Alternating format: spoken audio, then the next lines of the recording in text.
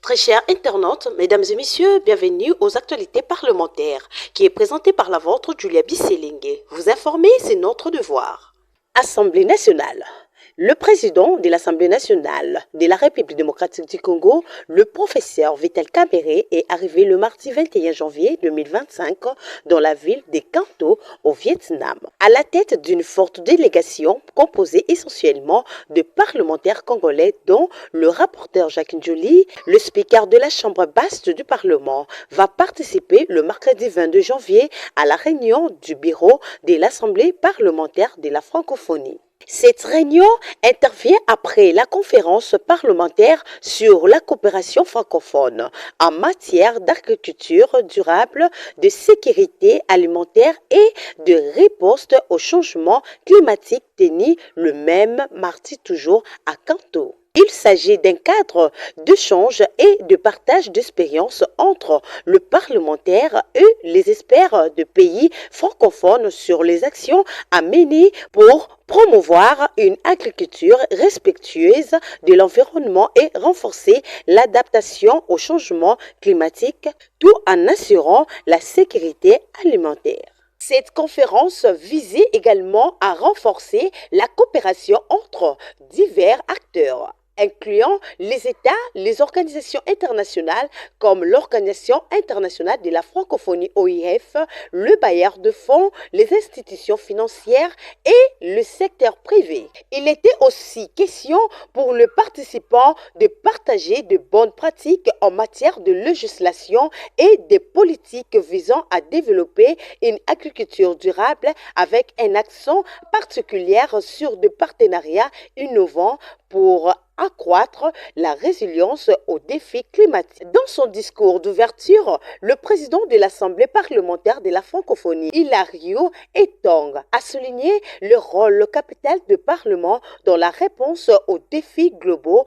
tout en favorisant une coopération entre le Parlement pour transformer les engagements en actions concrètes. Nos institutions législatives sont les gardiens de lois et des politiques qui construisent nos sociétés. Elles sont également des forums de dialogue, de partage d'expériences et de bonnes pratiques, a-t-il déclaré. C'est une occasion propice pour le pays francophone de collaborer et de trouver des solutions innovantes face aux défis environnementaux et alimentaires actuels. La participation de la RDC à cette rencontre se justifie notamment par son rôle crucial en tant que pays solution face aux défis du changement climatique, de l'agriculture durable et de la sécurité alimentaire. Le pays possède l'une des plus grandes forêts tropicales du monde, qui joue un rôle capital dans la régulation du climat. La République démocratique du Congo abrite une biodiversité exceptionnelle avec de nombreuses espèces végétales et animales et essentielles pour maintenir des écosystèmes qui, à leur tour, soutiennent l'agriculture durable et la sécurité alimentaire. Avec une population en croissance estimée actuellement à plus de 100 millions d'habitants, la RDC veut diversifier son économie conformément aux engagements pris par le président de la République, Félix Tshisekedi Tshilombo. Elle accordait à cet effet une priorité aux investissements dans l'agriculture durable pour non seulement nourrir la population, mais aussi créer des emplois et développer l'économie nationale. Toujours dans la mission diplomatique parlementaire, le professeur Vital Kamerhe conduit une forte délégation de parlementaires congolais, dont le rapporteur Jacques Njoli, à Kanto, au Vietnam, dans le cadre de la réunion du bureau de l'Assemblée parlementaire de la francophonie, APF, et de la conférence parlementaire sur la coopération francophone en matière d'agriculture durable et de sécurité alimentaire. Après avoir préparé à la cérémonie d'ouverture de la réunion du bureau de l'Assemblée parlementaire de la francophonie le mercredi 22 janvier 2025, le professeur Vital Kamerhe, accompagné de sa délégation, a eu des échanges avec la délégation vietnamienne. conduite par le président de l'Assemblée nationale. En guise d'introduction de cette rencontre, le speaker de la Chambre basse du Parlement a transmis les salutations du président de la République démocratique du Congo, Félix Antoine Tshisekedi, au président vietnamien. Lors de ces échanges fructueux, Vital Kamerhe a plaidé pour le renforcement de la coopération entre la RDC et le Vietnam,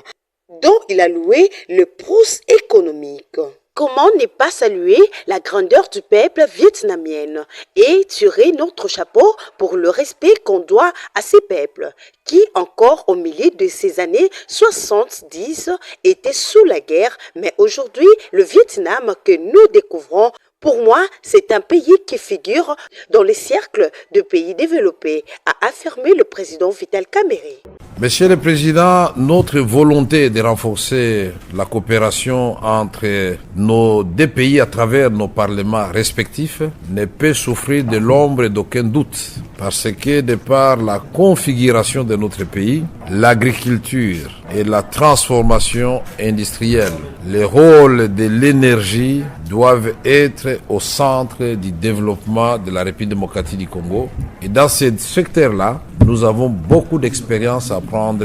du Vietnam à la suite de la visite que nous avons effectuée aujourd'hui, ne fût-ce que dans la production du riz, transformation, les fruits et légumes et beaucoup d'autres cultures que nous avons découvertes aujourd'hui avec grande admiration. D'après le speaker de la Chambre basse du Parlement congolais, la RDC, actuellement victime de l'agression rwandaise, peut se servir du modèle vietnamien pour développer son économie. Le président de l'Assemblée nationale a par ailleurs sollicité la voix d'une délégation multidisciplinaire du Vietnam en RDC en vue d'un partage d'expériences et d'expertise. Le professeur Vital Kamerhe a réitéré la volonté du président de la République, Félix Antoine Tshisekedi Tshilombo, et du gouvernement congolais de faire de l'agriculture un véritable moteur du développement. La RDC dispose de plus de 80 millions de terres arables, a-t-il rappelé. Concernant le vol sécuritaire, le président de l'Assemblée nationale, Vital Kamerhe, s'est dit dans l'obligation d'interrompre sa mission au Vietnam pour porter une attention particulière à la situation sécuritaire qui se dégrade davantage à cause de la guerre injuste imposée par le Rwanda dans la partie est du pays, avec conséquences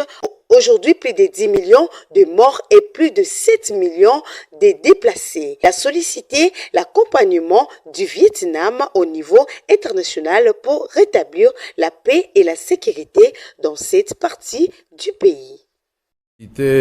Économique au niveau de la République démocratique du Congo, mais je voudrais vous dire que aujourd'hui, au moment où nous parlons, la République démocratique du Congo dans sa partie est fait face à une guerre injuste de la part de son voisin le Rwanda, une guerre qui a déplacé 7 millions de personnes, une guerre qui a fait déjà plus de 10 millions de morts, puisque cette guerre a commencé depuis 1997 jusqu'à ce jour. Et dans ce contexte-là, nous avons besoin du soutien du Vietnam, pas pour aller faire la guerre au Congo, mais pour faire entendre la voix de la République démocratique du Congo dans les instances internationales, en commençant par les Nations Unies. Le président de la Chambre basse du Parlement a par ailleurs sollicité l'envoi d'une délégation multidisciplinaire du Vietnam en RDC en vue d'un partage d'expérience et d'expertise. Le professeur Vital Kamerhe a réitéré la volonté du président de la République, Félix Antoine Tshisekedi Tshilombo, et du gouvernement congolais de faire de l'agriculture un véritable moteur du développement. La RDC disposant de plus de 80 millions de terres arables. Concernant les volets sécuritaires, le président de l'Assemblée nationale, Vital Kamerhe, s'est dit dans l'obligation d'interrompre sa mission au Vietnam pour porter une attention particulière à la situation sécuritaire qui se dégrade davantage à cause de la guerre injuste imposée par le Rwanda dans la partie est du pays, avec comme conséquence aujourd'hui plus de 10 millions de morts et plus de 7 millions de déplacés. Vital Kamerhe a sollicité l'accompagnement l'accompagnement du Vietnam au niveau international pour rétablir la paix et la sécurité dans l'est de la RDC.